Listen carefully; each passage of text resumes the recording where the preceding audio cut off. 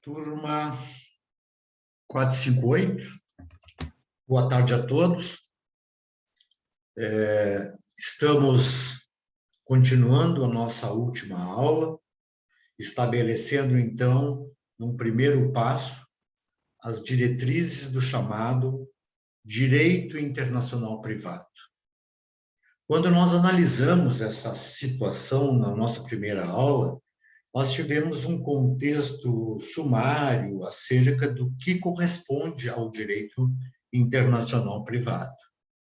Assim sendo, eu vou me permitir, prezados alunos, a formalizar uma leitura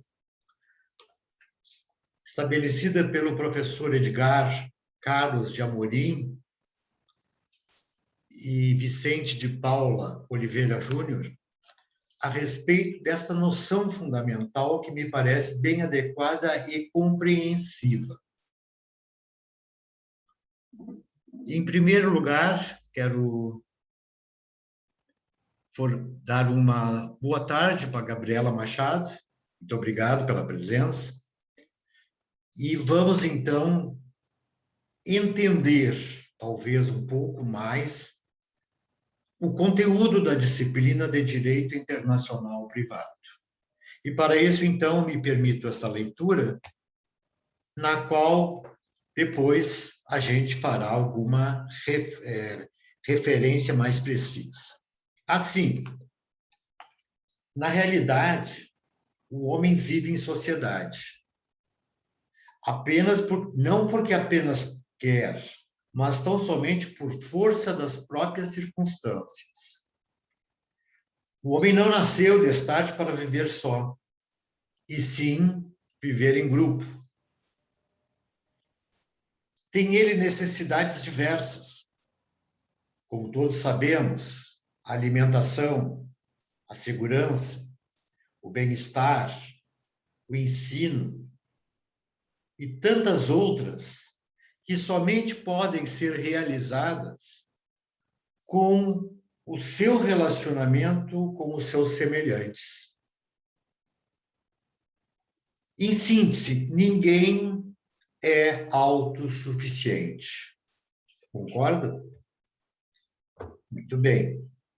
Pertencer a um grupo social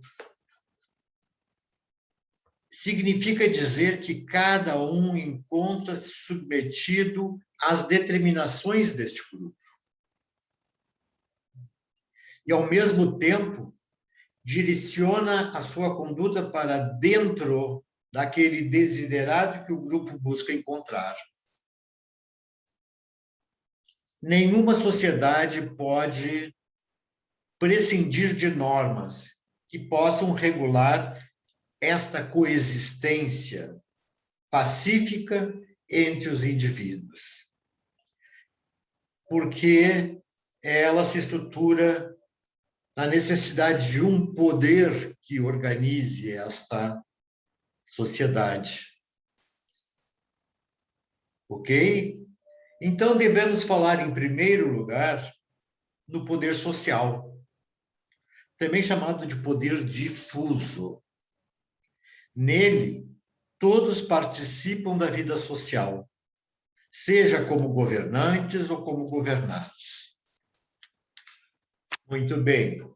Este poder é exercido através da opinião pública, que, por sua vez, nasce, cresce e se desenvolve com foco na crença, nos usos e costumes e nas tradições como base de uma consciência coletiva atuante. Na passagem do poder difuso grupal para o poder institucional, ou poder político, aparecem como fatores preponderantes os impulsos econômicos, religiosos, os valores militares e domésticos, que condicionam o poder de um só indivíduo ou de vários deles. Tudo com efeito estabelecido visando a segurança do homem, ao seu pretendido bem-estar e à maneira de se conduzir. Não responde? Então, esta é uma realidade. E o objetivo desta condução no meio social é não molestar os direitos alheios, tão importantes quanto os meus próprios direitos, para que desta forma se possa desfrutar aquilo que eu tenho como direito. Em razão do exposto, dentro do território de um Estado, há sempre, por trás de cada um dos seus habitantes, um complexo de normas que lhes são direitos, que lhes dão direitos e obrigações. Concordam? Este complexo de normas, que constitui o chamado sistema jurídico, não é igual em todos os estados. Ele sofre mutações e variações de estado para estado, porque incidem sobre eles mudanças de costumes típicas de cada povo, das diferenças das tradições, da diferença da religião, raças e condições econômicas de cada estado. Assim, se houvesse identidade entre todos estes setores, certo? Nós teríamos uma verdadeira utopia reinante.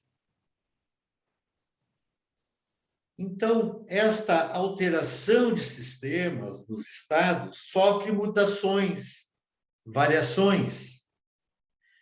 E estas fórmulas estão, assim, estabelecendo que se houvesse essa identidade em cada povo, de cada povo para povo, o sistema jurídico seria comum a todos os estados. E não haveria conflitos de leis no espaço. Certo? Igualmente, se os habitantes de um estado não se deslocassem para outro estado, como ocorreu desde o feudalismo, estes conflitos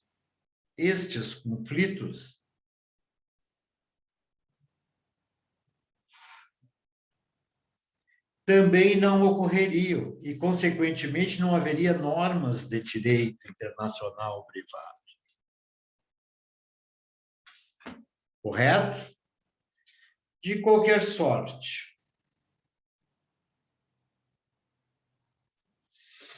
o homem sempre foi e é uma eterna ilha, cercada de privações e egoísmos por todos os lados.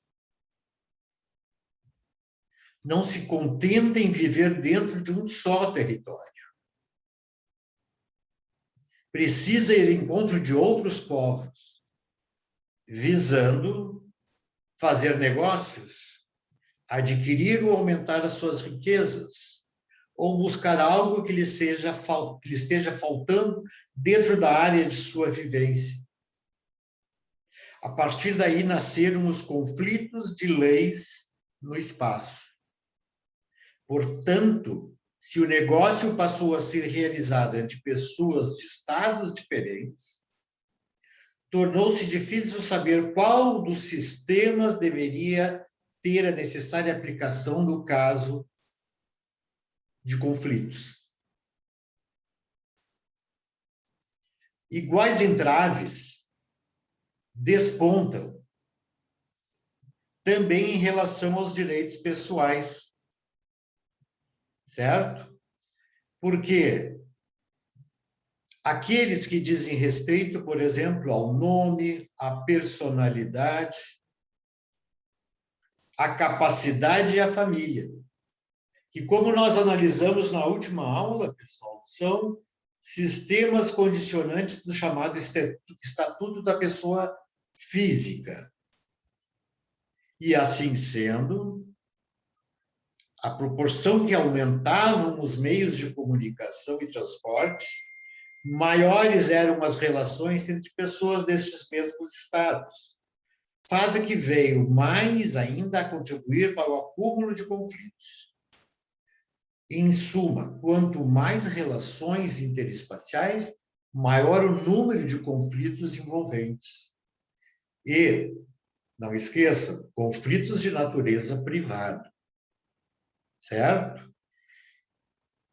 Assim, foi preciso que a comunidade internacional definisse uma maneira de solucionar esses conflitos e o fez, de certo modo, através dos chamados tratados internacionais. Daí ser o tratado a fonte primeira do direito internacional privado. E não exclusivamente do direito internacional público. O conflito de leis se desenvolve em duas características básicas. As leis com conflitos no tempo e as leis com conflito no espaço. O primeiro, conflito no tempo, trata-se do chamado direito intertemporal. E o último, conflito no espaço, o direito internacional privado. As vigas mestras do direito intertemporal estão inseridas na Lei de Introdução ao Código Civil, hoje chamado Lei de Introdução às Normas do Direito Brasileiro. Certo? E este regramento, certo? Estabelece, por exemplo, nos artigos 7º e seguintes da referida lei, outras fora do Código em comento, que são as chamadas leis extravagantes, que disciplinam os conflitos de leis do espaço, ou seja, constitui o sistema brasileiro de aplicação da lei estrangeira. E assim nós temos que, analiticamente, o objeto do direito internacional privado é supermencionado através da regra estabelecida pelos internacionalistas. Este conflito de leis no espaço, na realidade, quando aplicamos uma lei estrangeira em relação a uma determinada lei local, que assim define, não estamos tratando de conflitos, então somente de reconhecimento de um direito que foi adquirido no exterior. Conflitos realmente há quando aquela lei ferir nossa soberania ou a nossa ordem pública local. Dito isso, podemos afirmar que o objeto do direito internacional privado está assim constituído: conflito de leis do espaço e a aplicação da lei estrangeira. Na primeira hipótese, tratamos dos choques desta com as leis nacionais, que ofendem a soberania nacional e a ordem pública constituída no Estado. Na segunda, abordaremos as condições jurídicas do estrangeiro e os seus direitos adquiridos. E este objeto, ou seja, os conflitos de leis do espaço, acrescentou ao conflito de jurisdição, que é o terceiro nesta mesma modalização. Contudo, esta sua tese não logrou menor êxito, pois que as controvérsias sobre jurisdição já fazem parte dos mesmos conflitos, pois uma coisa envolve a outra. Ora, pessoal, atualmente, ou melhor dito, na época contemporânea, as condições jurídicas do estrangeiro são quase as mesmas nos diversos estados. E suas restrições são apenas algumas. Como, por exemplo, estabelece o artigo 5º caput da nossa Constituição Federal. Todos são iguais perante a lei, sem distinção de qualquer natureza, garantindo-se aos brasileiros e aos estrangeiros residentes no país a inviolabilidade do direito à vida, à liberdade, à igualdade, à segurança e à propriedade. Entre nós, Só não tem o estrangeiro direitos políticos. Consequentemente, está apenas impedido de votar e ser votado, bem como de pertencer a partidos políticos, entre outras razoáveis exceções. No mais, dentro do que o país regula, iguala-se ao brasileiro em quase todos os efeitos ao estrangeiro. A segunda hipótese a ser analisada são os direitos adquiridos por esse estrangeiro, que são idênticos aos direitos adquiridos pelos nacionais, porque estes requisitos prévios de aquisição procuram reconhecer fora da área de aquisição e pertencem, sem dúvida, ao elenco do direito privado. Nós vamos ainda referir que essas noções básicas que nos foram trazidas pelo professor Edgar de Amorim são premissas que invocam a realidade do mundo da disciplina denominada Direito Internacional Privado. E, rapidamente, envolvendo um pouco o que já se disse, o direito internacional privado é um dos ramos que mais cresce no século XX, mais precisamente no final do século XX, e mais precisamente a partir do final da Segunda Grande Guerra Mundial. E que isto teve uma razão muito estrutural, pela interação da atividade humana, pela evolução da atividade humana, pela tecnologia em avanço, pelas comunicações e os transportes, que se mostraram tremendamente ágeis. Isto incutiu uma nova realidade, que é o incremento das relações jurídicas constantes de elementos estrangeiros. Ou seja, o domicílio do sujeito sobre o qual incide o conflito, a situação do bem imóvel objeto do conflito, a localização posta em relação a determinadas categorias de realização de um crime, algumas relações trabalhistas com interrelação de natureza estrutural, certo? E isto tudo vai determinar que nosso objetivo sempre será a busca da lei aplicável extra-fronteiras, estas relações extra-fronteiras. Conceitualmente, portanto, o direito internacional privado é o sistema jurídico regulador dos conflitos interespaciais privados. Conflitos, mesmo que litígios, embates, controvérsias, que regulam esta lei, esse sistema, regula interesses que ocorrem no espaço entre entes dotados de personalidade jurídica, sejam pessoas físicas ou jurídicas. E essas pessoas, estruturalmente, são, então, os denominados entes disciplinados pelo direito privado. Mais especificamente, o direito, certo? O direito civil e o direito comercial. Ora, o que se busca, então, na solução do conflito? Estruturalmente, o que se busca é estabelecer qual a ordem jurídica será aplicável ao caso em conflito. Qual a ordem jurídica será hierarquicamente definida como aquela que vai ser inserida no conflito. E isto se estabelece através de elementos que indicam essa nova ordem jurídica, essa ordem jurídica a ser obedecida.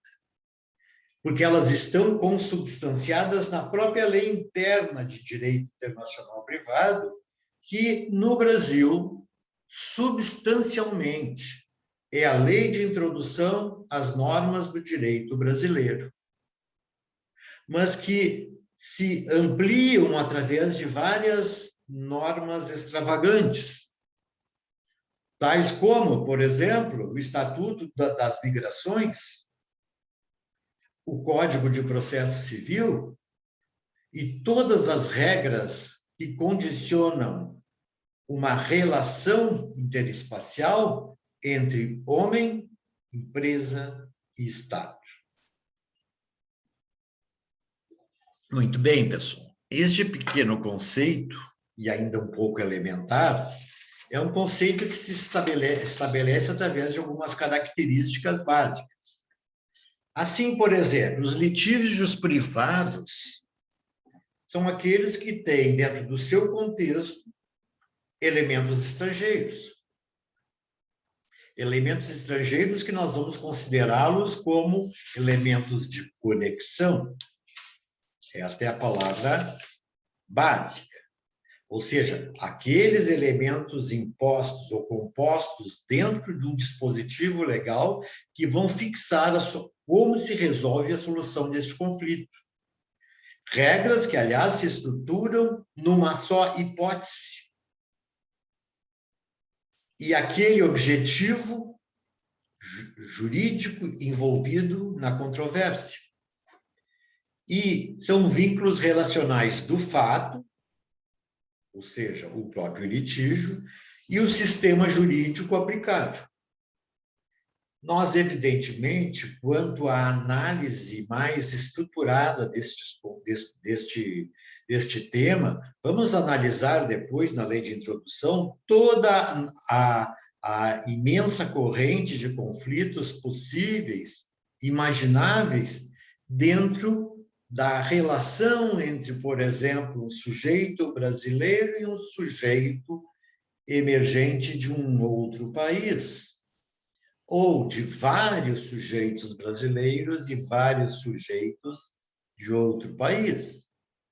O que nós estamos diante é de uma inter-relação espacial. Ou seja, o conflito que estabelece-se dentro deste contexto é exatamente aquilo que nós vamos solucionar pelo direito internacional privado. Assim sendo, havendo diversas ordens mundiais, com uma série de legislações independentes, autônomas, soberanas e, acima de tudo, muitas das vezes, diversas entre si, até contrapostas. É óbvio que, neste momento, nós não podemos fazer com que o litígio a ser solvido seja submetido sequer a duas ordens jurídicas de uma relação mais singela. Nós vamos submeter o litígio, antes disto, à análise de qual delas será aplicável.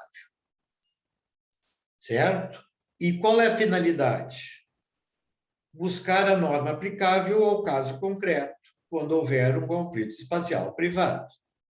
Desculpem eu estar insistindo nisso, mas esta é a noção básica que vocês devem levar, devem incorporar. Além disto, esta infinidade de ordens jurídicas, eu já referi na última aula, nós temos aí 196 estados. 196 estados com normas jurídicas de espectro diferenciado entre si. São culturas que vão construindo estas respectivas ordens jurídicas, são religiões que adentram na ordem jurídica, são costumes que incorporam-se à ordem jurídica. Tudo isto é o que vai determinar que, dentro de um estado e outro, o conflito terá que ser resolvido. Porque não se pode imaginar que duas ordens jurídicas ou mais ordens jurídicas possam ser aplicadas de maneira autônoma entre si, ou em conjunta aplicação, porque isso não resolveria o conflito. O que temos como necessidade premente é, portanto, a referência destas regras diante do direito internacional privado. Temos o fato. O fato é divórcio do casal brasileiro e alemão. Marido brasileiro, mulher alemã. Vejam, se ambos estiverem residindo no Brasil ou domiciliados no Brasil, nós estaremos submetidos exclusivamente à lei brasileira, embora ela seja alemã, porque a submissão à lei brasileira se faz não só em relação aos nacionais deste Estado, mas também em relação a todas as pessoas estrangeiras que aqui assentam-se e tornam-se residentes. Assim sendo, esta circunstância não envolveria um conflito de leis do espaço, até porque ambos estão submetidos à mesma regra, ou seja, à lei brasileira. Agora, se porventura, após a separação do casal, ele permanece no Brasil e ela volta a domiciliar-se na Alemanha, de onde é nacional, nós já estamos diante do conflito. E este conflito se estabelece exatamente uma tentativa de concorrência entre as duas legislações. As duas querem regular a solução do conflito. E é por isso que nós temos que, partindo do demandante, da pessoa que pretende o direito a ser analisado, estruturar que o direito próprio será aquele, mesmo em que do qual este for nacional, ou do local em que estiver domiciliado, de acordo com as circunstâncias legais. Assim sendo, pessoal, nós estabelecemos as diretrizes do direito internacional privado como solução de conflitos a partir de chamados elementos de conexão. E eu quero dizer a vocês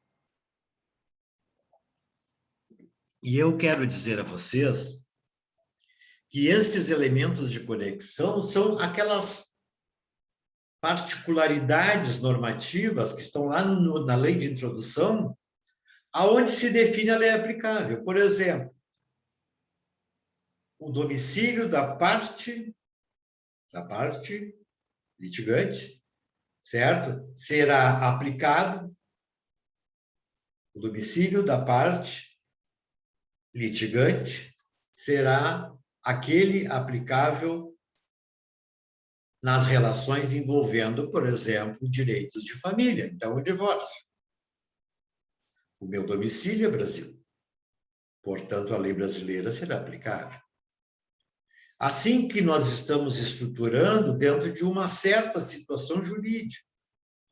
E isto vai fazer que esta fixação de solução vão obedecer regras pré-estabelecidas, que estão dentro da hipótese, no caso do divórcio, e o dispositivo legal que vai regulamentar este fato. Estes vínculos, então, são fato compreendido diante de um determinado sistema jurídico. E isto nós vamos denominar de elementos de conexão. Vamos imaginar elementos de conexão. Ora, pessoal,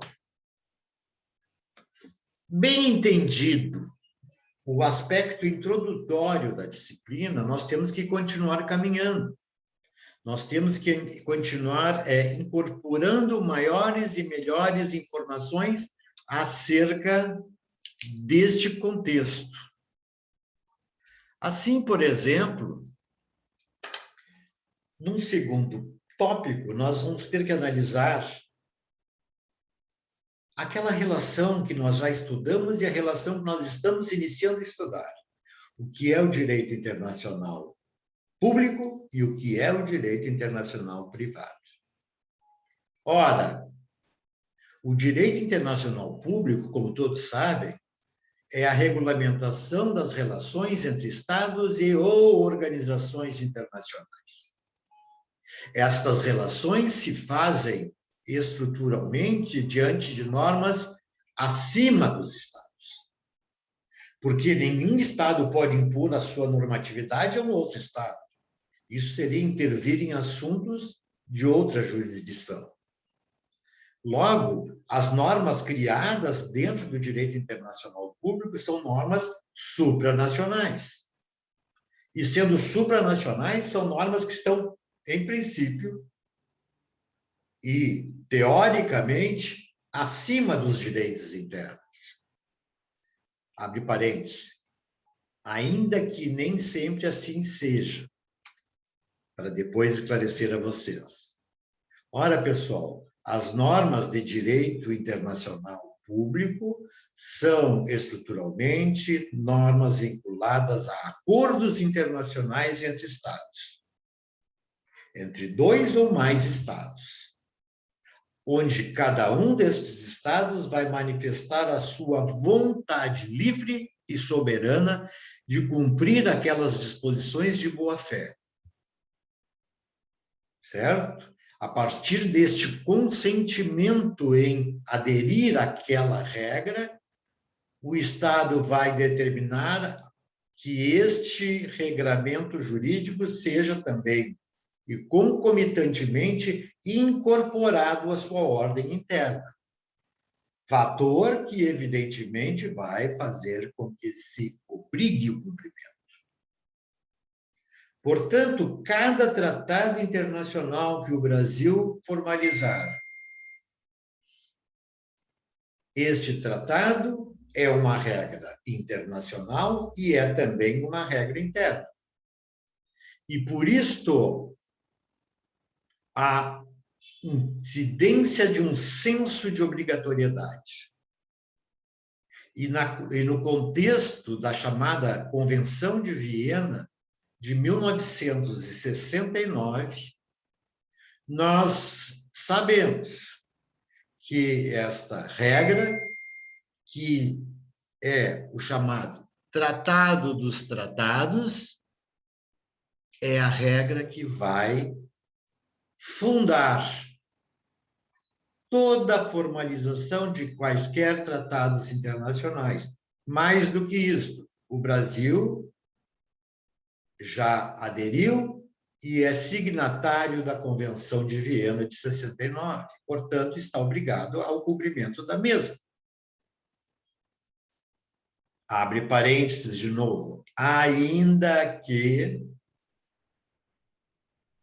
de um modo inconclusivo. Vamos ver adiante. Ora, juntamente com os tratados internacionais, e na enumeração trazida pelo artigo 38 da Corte Internacional de Justiça, ou mais precisamente, o Estatuto da Corte Internacional de Justiça, nós vamos determinar que as fontes básicas e materiais formadoras do verdadeiro direito internacional público são os tratados e o costume internacional. Os tratados, como regra de conduta, expressa dentro de um contexto escrito entre Estados e que disciplina determinado grau de atividade humana. Ou um determinado grau de atividade empresarial ou atividade social.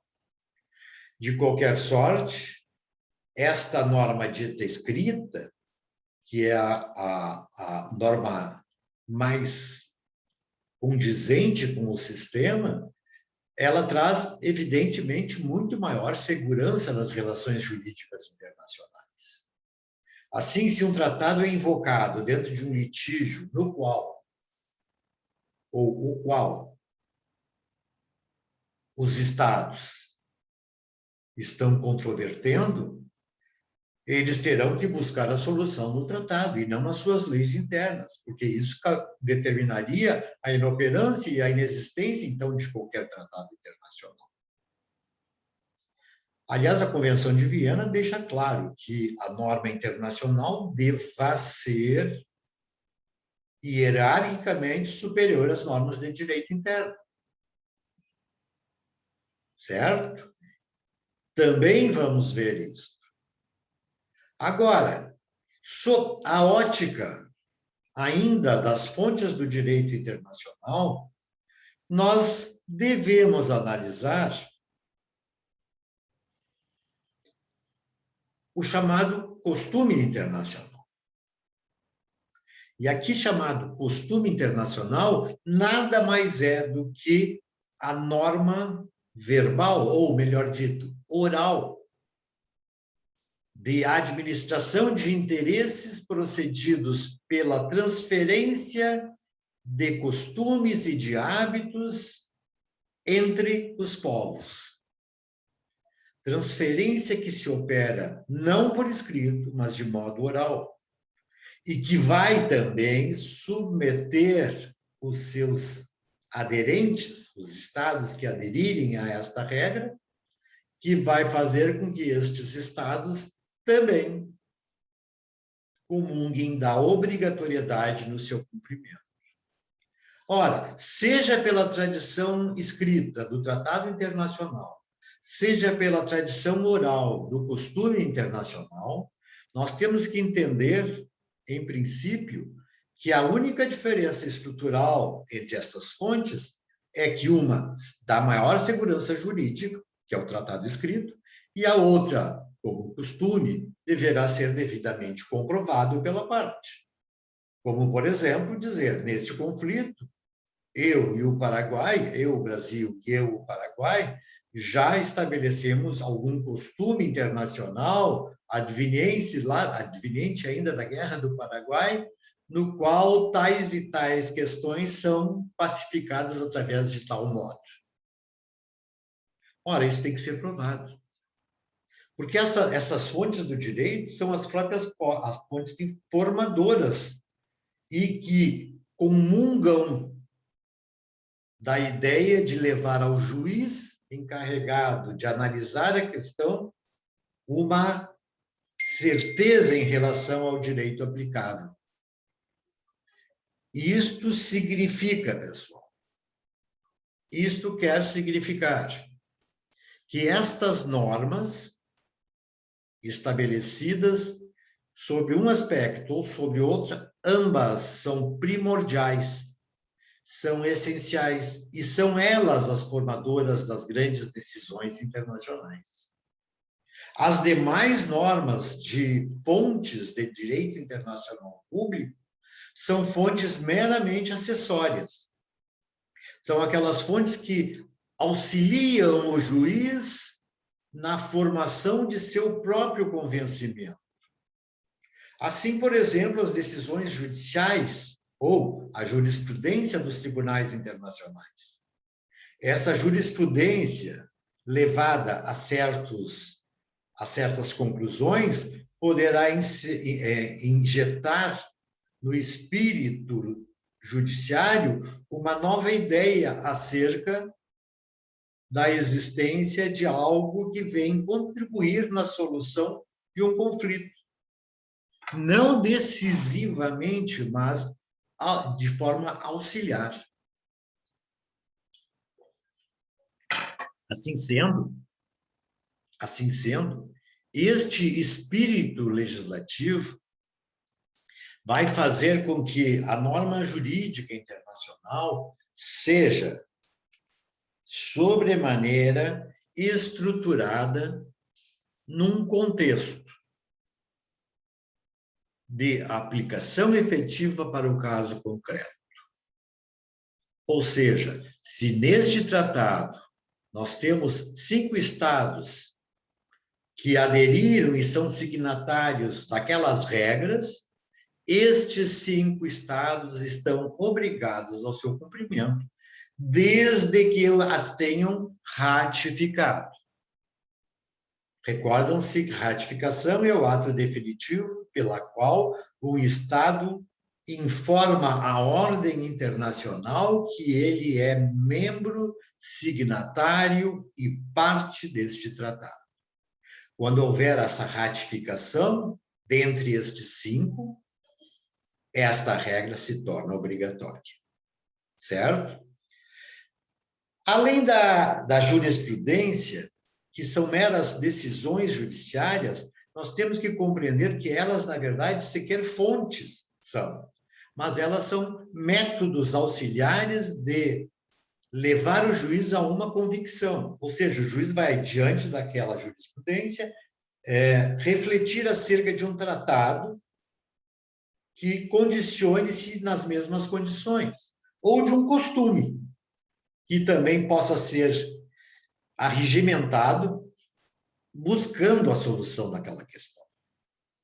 Seja como for, pessoal, seja como for, nós temos que imaginar que estas duas normas chamadas, esta norma chamada acessória ou meramente auxiliar, ela não pode fundamentar por si só a regra jurídica e, mormente, a decisão jurídica.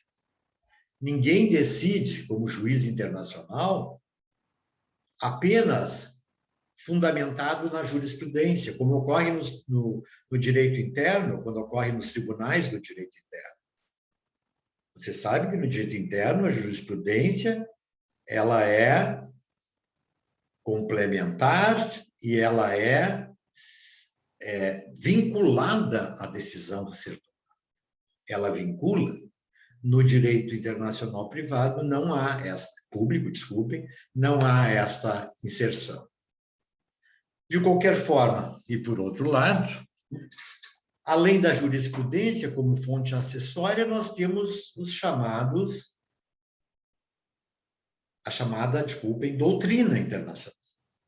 A doutrina é o conjunto de obras escritas e divulgadas pelos jurisconsultos, pelos entendidos na matéria, e que lecionam uma bibliografia específica acerca de direito internacional privado, no sentido também de auxiliar a localização daquelas fontes materiais, qual sejam o tratado e o costume.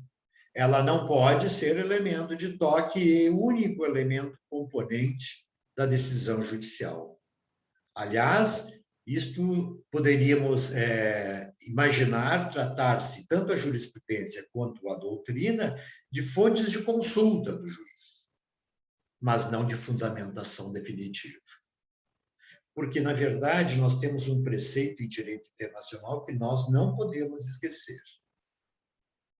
Cada caso, cada litígio, cada conflito em direito internacional tem um substrato de identidade em relação, certo? Em relação àquilo que se buscou aplicar naquele litígio.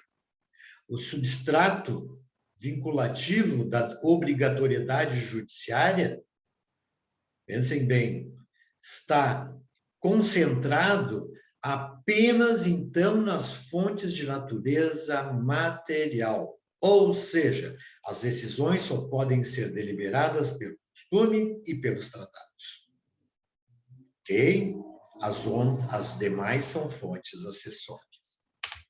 Poderíamos ainda refletir, dentro daquele contexto do artigo 38 do Estatuto da Corte Internacional de Justiça, de onde nasceram esta inflexão de ordens jurídicas, nós podemos entender ainda que estas são condizentes com outra fonte disciplinada pelo mesmo dispositivo, que é a chamada equidade. Equidade quer dizer equilíbrio. Equidade significa a manutenção de um mesmo peso numa balança, de um lado o direito, de outro lado a justiça. Se houver descompasso entre um e outro, cumpre ao juiz, via equidade, regular e equilibrar esta balança, de modo que seus pratos permaneçam parelhos. Ou seja, nem que necessário seja afastar o direito para aplicar preceitos de justiça, isto será lícito. Muitas das vezes, o direito dado ou o direito posto não corresponde à necessidade de justiça que impera em relação a determinados conflitos. Alguns anos atrás, aí vimos uma reação judiciária em cima deste assunto, quando nós criávamos os chamados juízes ditos alternativos. Ou seja, aqueles juízes que julgavam mais pelo sistema de administração de justiça e subjetivo, portanto, do que propriamente sobre o direito posto. Aí vinham as facetas das questões envolvendo o direito do sem terra, porque o direito do sem terras teria justificativa na inexistência de aproveitamento do solo pelo homem não melhor aquinhoado, e, portanto, o direito de propriedade era infletido e tornado menor diante da necessidade social. Esta é a posição do sistema da equidade.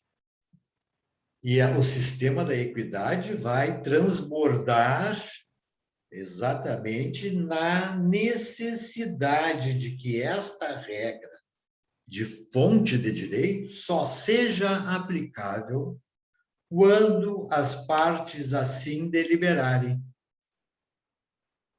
quando as partes assim decidirem. Ou seja, as partes envolvidas no conflito devem levar ao juiz internacional uma manifestação de vontade que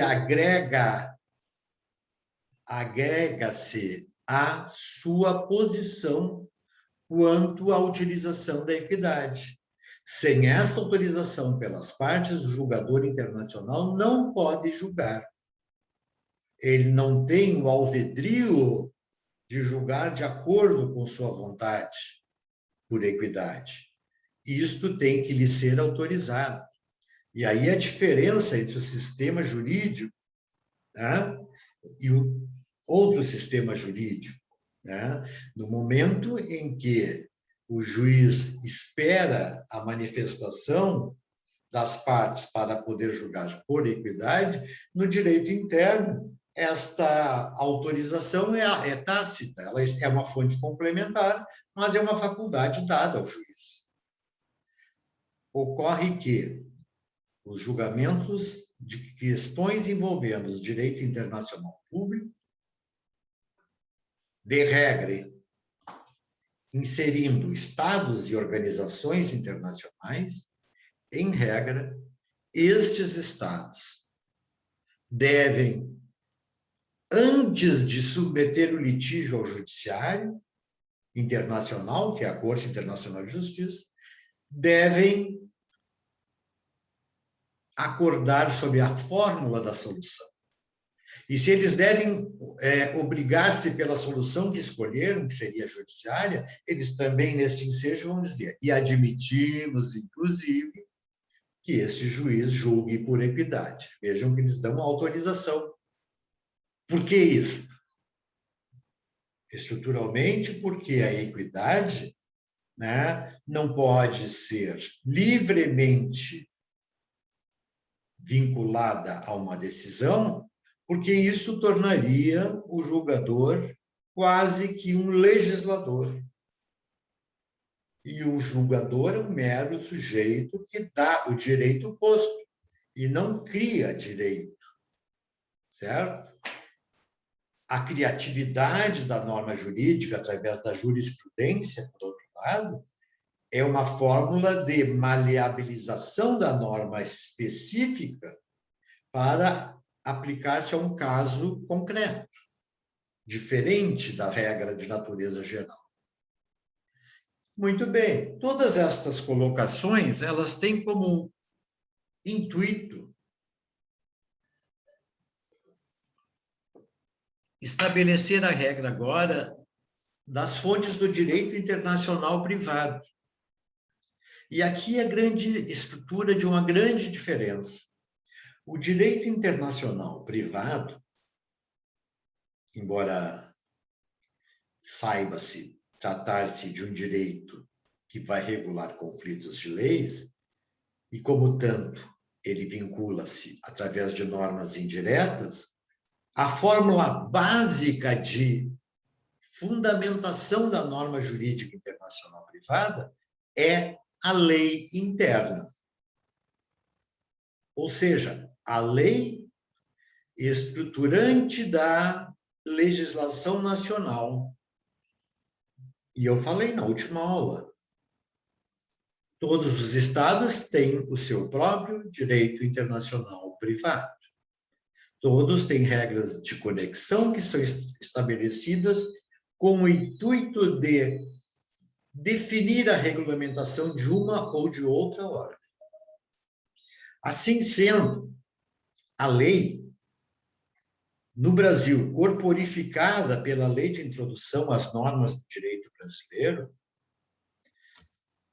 é a mais importante das regras jurídicas aplicáveis a estas relações jurídicas.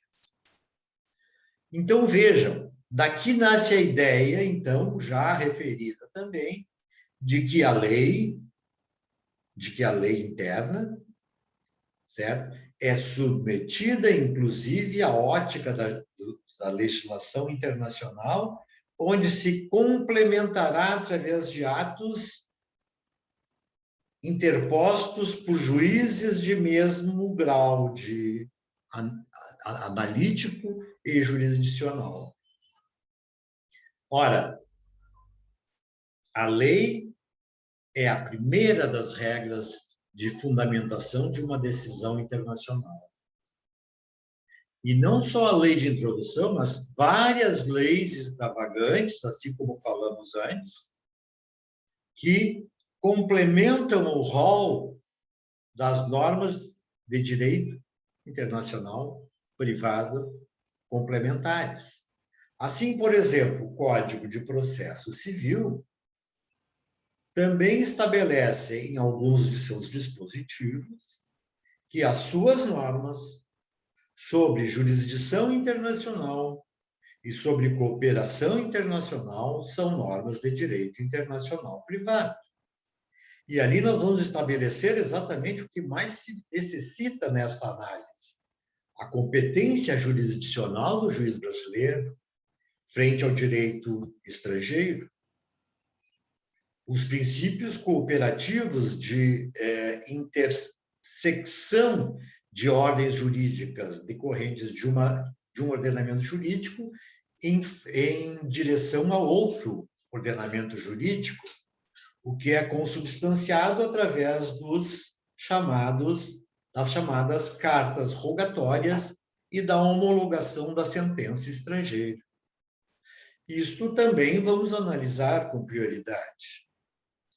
Nós temos ainda outras regras, como o antigo Estatuto do Estrangeiro, hoje chamado a Lei de Migrações, que se coloca dentro do sistema do direito internacional privado porque se dirige às relações entre Brasil e estrangeiro, certo? Além das leis de imigração, nós temos o próprio Código Tributário Nacional, que estabelece em determinados de seus pressupostos a regra de que o direito tributário aplicável deve estar hierarquicamente vinculado à superioridade em relação a normas outras do direito internacional privado.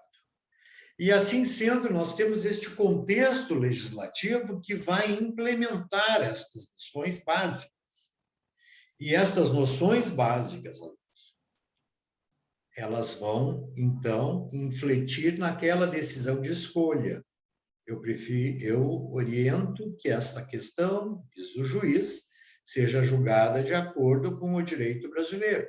Ou, inversamente, eu espero que esta decisão seja julgada de acordo com o direito francês, como for o caso concreto. Neste diapasão, o que a gente tem, o que nós vemos, certo?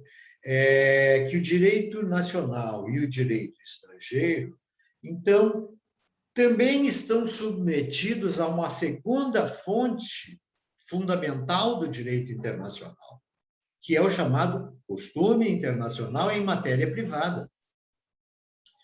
Todas as praxes estabelecidas pelos sujeitos de direito internacional, criando regras inquestionavelmente adequadas e que coordenam os interesses de 2 ou mais estados, estas regras, embora não estejam escritas, elas vão consubstanciar a ideia de uma obrigatoriedade, porque ela é vista, esta norma, como direito.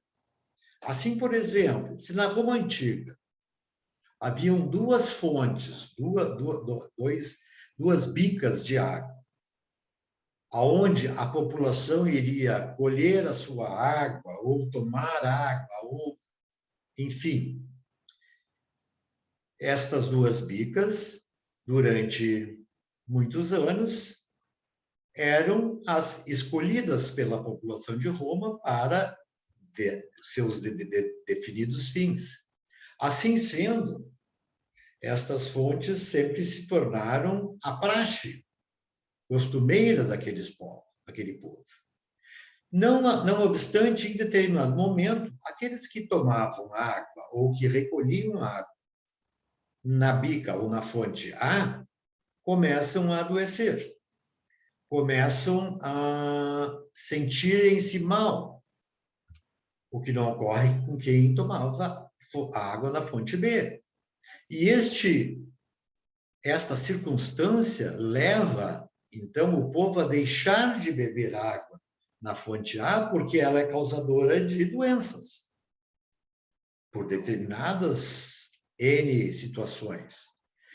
De outro lado, na fonte na fonte B, continua havendo a praxe e a consideração que aquilo é bom, que aquela água é boa, que aquela água é um senso comum de todos. E assim sendo, como senso comum de todos, elas passam a se tornar o costume impregnado naquela sociedade, abandonando-se, portanto, tudo aquilo que não for regular em relação àquilo que se busca, no caso de saúde. Ora, pessoal, estruturalmente nós estamos, então, falando que o costume internacional, até por ser tão vultuoso em termos de validade, porque ele, independente de ser obrigatório, ele se torna obrigatório porque é bom e por isso obrigatório. Ou seja, nós como formalizássemos uma espécie de equação, a praxe reiterada de um ato, certo?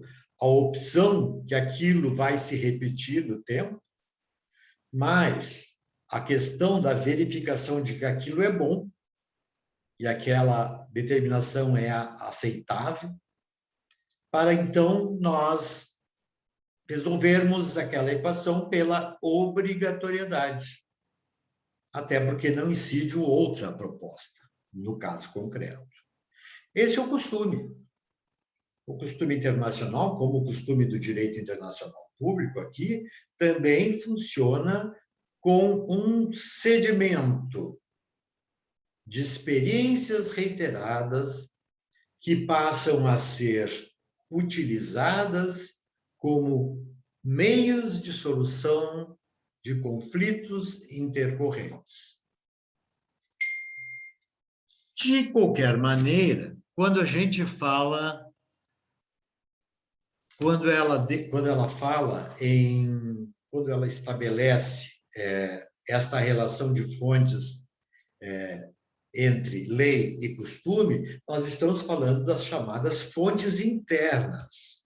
Aqui, então, o costume funciona naquilo que existe internamente do Estado como costume. E para a sua aplicação, nós teremos que ver se ele tem raízes sobre a ordem internacional. Seja como for, trate-se do que se tratar, certo?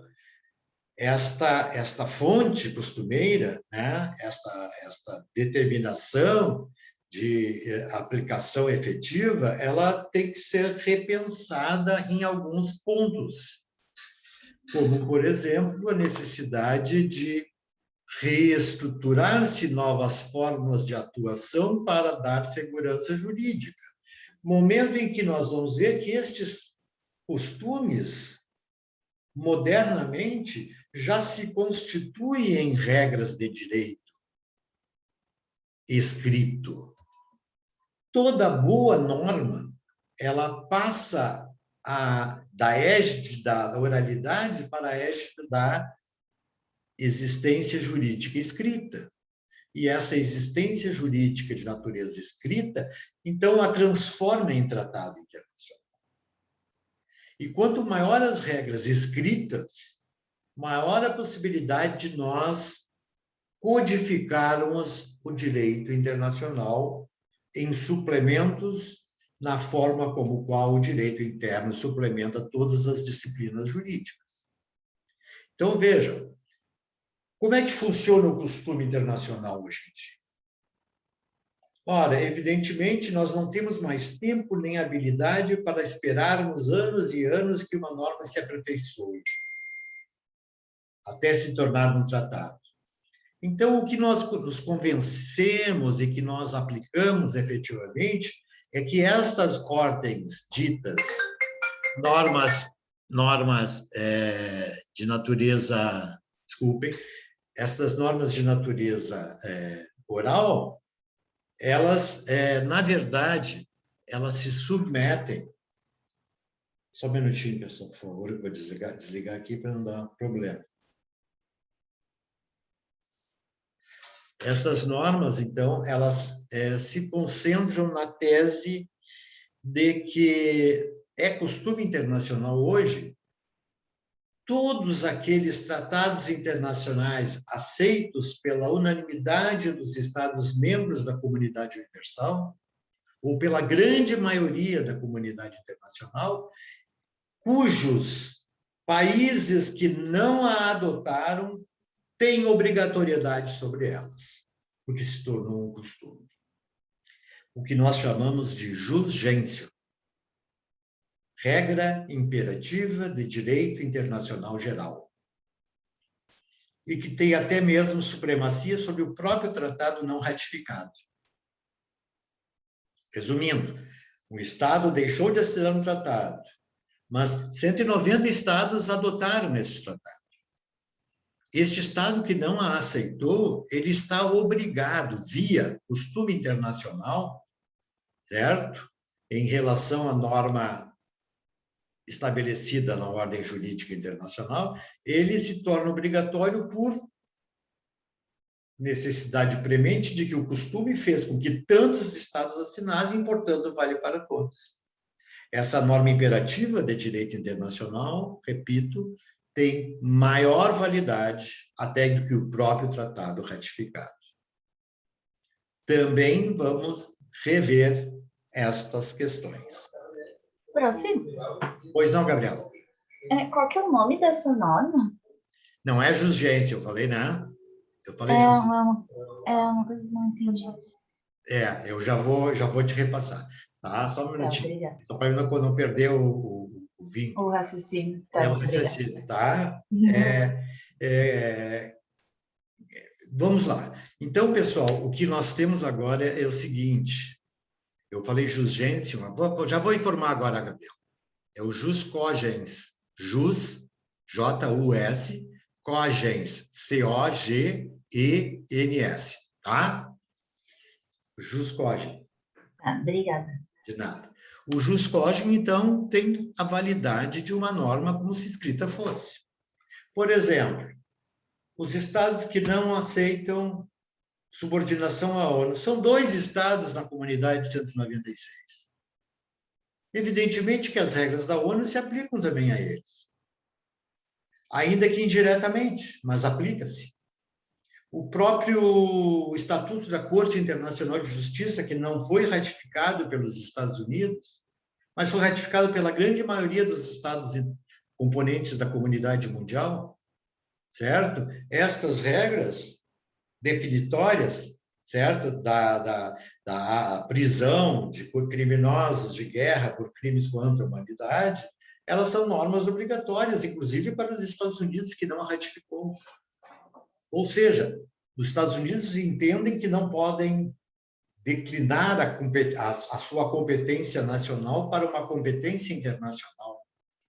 Mas isto, pessoal, vai num futuro próximo, quando houver um problema com algum cidadão americano que assim seja inserido, que este cidadão, evidentemente, vai criar um conflito de prevalência entre a norma interna e a internacional. Como os Estados Unidos assinou o Tratado dos Tratados, que faz com que a lei internacional seja primaz em relação à lei interna, evidentemente, a possibilidade de grande êxito seria quase inócua. Também vamos ver por quê mais adiante, certo, pessoal? Vamos lá. Então, eu falei que a lei impera, e o tratado internacional é a norma externa e fonte do direito internacional privado também. E por quê, pessoal? Porque o tratado internacional, ele é, acima de tudo, a manifestação de vontade de estados que concluíram um acordo dentro de uma perspectiva básica de cumprimento efetivo. Até porque ninguém pode firmar uma ordem de natureza internacional e, ao mesmo tempo, desrespeitar esta ordem internamente. A conclusão evidenciada dentro do sistema é que a ordem internacional, assim posta, ela há que ser superior para a aplicabilidade de uma regra de direito cogente, obrigatório. Assim, Gabriela, por exemplo, nós vamos ver que os tratados internacionais, excepcionalmente os tratados multilaterais, ou seja, entre muitos estados, quase todos eles vão considerar regras jurídicas já adotadas para deliberação de questões envolvendo conflitos até de natureza privada.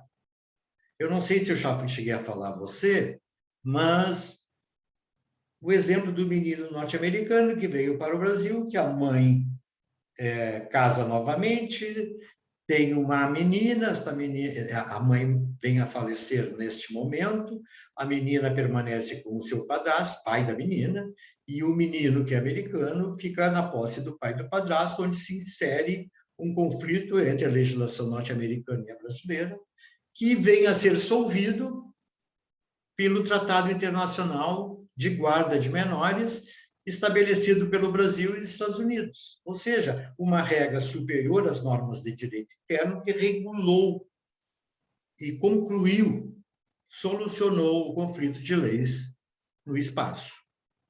Vejam a importância do Tratado Internacional sobre esta modalização. O tratado é, na verdade, o fundamento de inúmeras regras de direito internacional privado, oriundas de conflitos que foram solvidos entre Estados. Solvidos como? Não pelo confronto, mas pela adesão de regras idênticas sobre o mesmo assunto. Assim como eu falo, por exemplo, em relação à guarda de menores, eu posso falar sobre pensão alimentícia, cujo Brasil assumiu vários tratados internacionais sobre o tema. Eu posso falar sobre contratos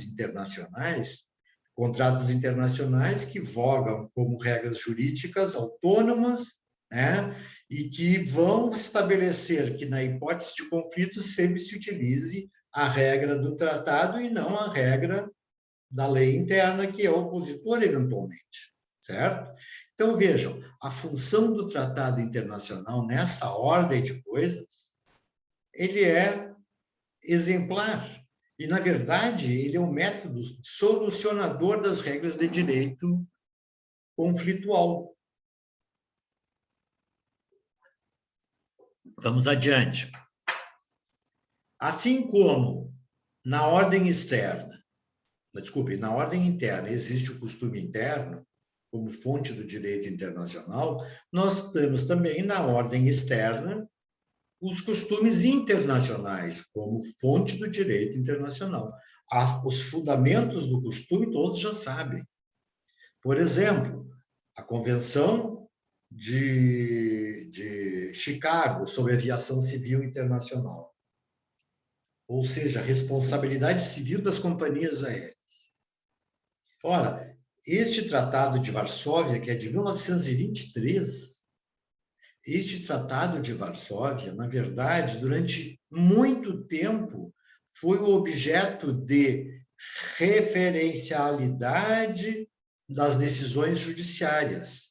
E ali se estabelecia um patamar de indenização pela perda, por exemplo, de bagagem, dando só como exemplo, que, na verdade, vigorou durante anos e anos, porque os estados, individualmente, não tinham uma legislação adequada para esta situação, e quase sempre a questão da aviação civil internacional era matéria submetida ao direito internacional. Ocorre que, no transcurso deste prazo, e aí eu pego o exemplo do Brasil, aquela regra da Convenção Internacional de Varsóvia, ela passou a ser displicenda em relação à legislação brasileira posterior. E essa legislação brasileira posterior, certo? Essa legislação posterior, ela criou um outro efeito indenizatório em relação aos seus objetivos.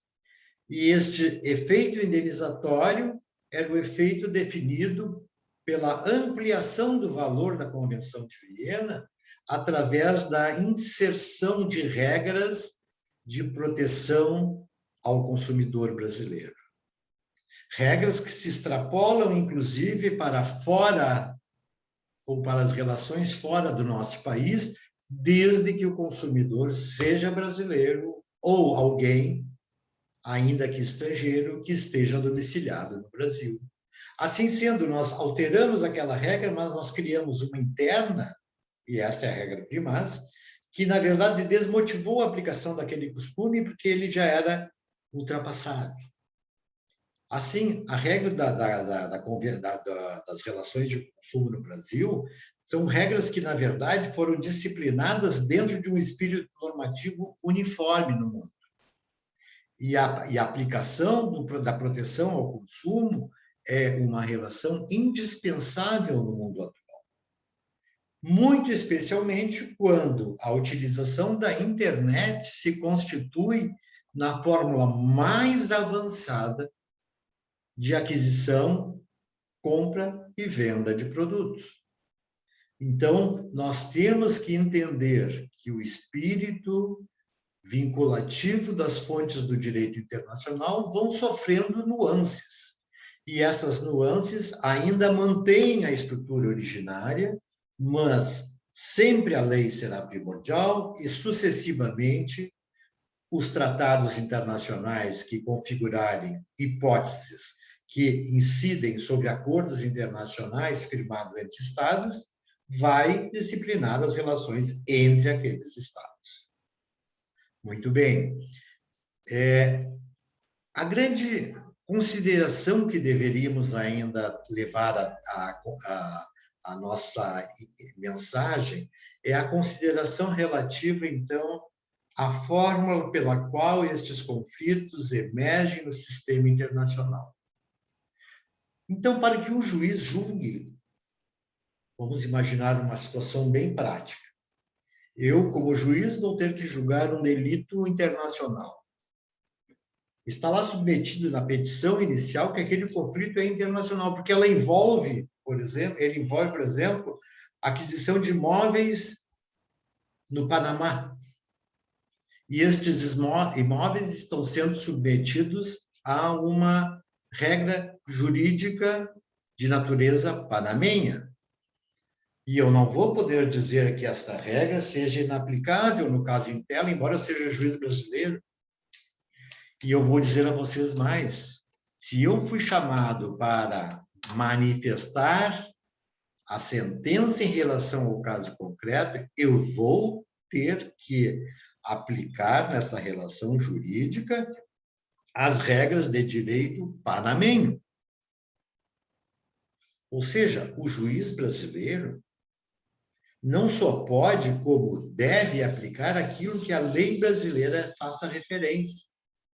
E uma das grandes referências, e esta é universal, que o local da situação dos bens é o determinante para a lei aplicável. A situação dos bens, Panamá. Portanto, eu, como juiz, posso julgar esses bens no Brasil desde que esteja submetido ao ordenamento jurídico panamenho. E aí que nós temos exatamente esta grande confusão, digamos, de natureza formal. Como se estabeleceria, como se definiria a aplicação desta regra e se o juiz brasileiro pode, de fato, julgar de acordo com regras internacionais, com normas do ordenamento jurídico alheio? Pode. Isso eu já inicio a formação de um novo capítulo da nossa disciplina, estruturado dentro da ideia de que pode haver, sim, um julgamento por um juiz nacional com aplicação do direito externo de outro Estado. Agora, a pergunta que não quero calar: como é que eu, como juiz brasileiro, conheço o direito panamenho? É óbvio que eu não posso conhecer todos os direitos do mundo, porque essa relação que foi, por acaso, com o Panamá pode ser com a China, pode ser com o Vietnã, pode ser com o Laos, pode ser com a Austrália, e assim por diante. Então, vejam, esta intersecção de legislações, que evidentemente eu não sou obrigado a conhecer, é também estruturada num outro capítulo do direito internacional privado que autoriza ao julgador, e já antecipo a vocês também, vinculado à lei de introdução, mas que autoriza o julgador a julgar de acordo com o direito estrangeiro, desde que o autor desta ação, vejam bem, desde que o autor desta ação traga aos autos a comprovação da legislação pertinente àquele caso e de uma certidão de vigência daquela norma jurídica. Ou seja, dois documentos formais, um da composição da lei panamenha, no caso, e segundo, que aquela legislação apresentada é, de fato e de direito, uma legislação em vigor. Estes dois documentos seriam suficientes para que o juiz brasileiro, na leitura, possa resolver aquele litígio. E vejam bem, quando o juiz estrangeiro julga pelo direito, o juiz nacional julga pelo direito estrangeiro, evidentemente que este juiz, ao julgar, vai ter que disciplinar o seu conhecimento, certo? A partir da tradução juramentada destes documentos. Ele não é obrigado também a conhecer todos os idiomas do mundo. Então, a obrigação sine qua non para que um juiz nacional julgue de acordo com o direito estrangeiro é fazer com que ele receba uma tradução juramentada da lei estrangeira e da norma, da certidão de vigência daquela lei. Vejam que nós começamos a migrar por um outro campo de atuação. Eu gostaria de ressaltar que a partir de agora em diante, nós vamos dar um tempo na análise do direito internacional privado propriamente dito, para incorporarmos no nosso assunto a questão da jurisdição internacional do juiz brasileiro. Eu não posso deliberar acerca do direito internacional privado se eu não conheço, se eu não tenho conhecimento de regras que me assessoram dentro deste contexto. Assim sendo, o que se busca é que o juiz possa legitimamente julgar, e julgar que temas, que matérias, a partir de que pressupostos. Qual é a competência de um juiz nacional para julgar de acordo com o direito estrangeiro? E qual os limites da competência nacional em matéria de aplicação da própria lei local? Assim, nós vamos verificar que o direito posto dentro do direito internacional privado é estruturalmente e excepcionalmente o direito inserido dentro da relação tratado e lei. Mas nós vamos buscar esta relação através da jurisdição internacional processual. Então, os próximos caminhos a serem trilhados vão tratar de dois aspectos estruturais indispensáveis: o direito internacional privado, sob um ponto de vista, e o direito processual internacional privado, que é o ponto complementar e indispensável, porque é o juiz que vai definir a lei aplicável. Então, nós vamos assim, num sentido bem claro. Nós vamos primeiro escolher quem é o juiz e o que ele pode julgar e o que ele não pode julgar. A partir deste elemento, nós vamos verificar estruturalmente que o juiz vai se posicionar acerca da lei a ser aplicada, que é um elemento complementar e sucessivo, certo? Então, o que nós temos? Nós temos que as noções que vamos vincular a nossa análise estruturada é a questão estabelecida pela regra da jurisdição e da competência internacional do juiz brasileiro. Quando terminarmos este capítulo, retornamos, pessoal, à aplicação do direito internacional privado como tanto. Dentre outros aspectos, nós vamos verificar também outras matérias afins desse direito internacional privado que nos é bastante necessário ou intensamente necessário, certo?